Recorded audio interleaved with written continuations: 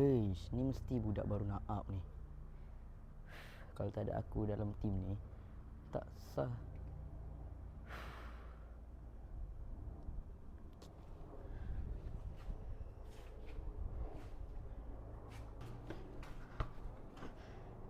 Coach, kau dah berapa lama dah ni main bola?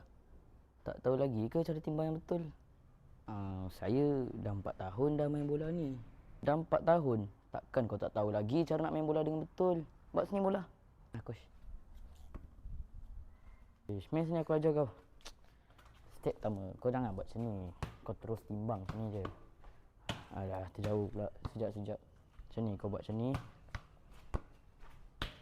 Macam tu, okey, kau faham? Step 1. Lepas tu kedua, kalau kau nak buat skill, kau jangan buat macam tadi. Tadi tu kau salah. Kau sepatutnya buat macam ni kau masukkan. Lepas tu sekejap. Okey, kau masukkan, lepas tu kau macam ni.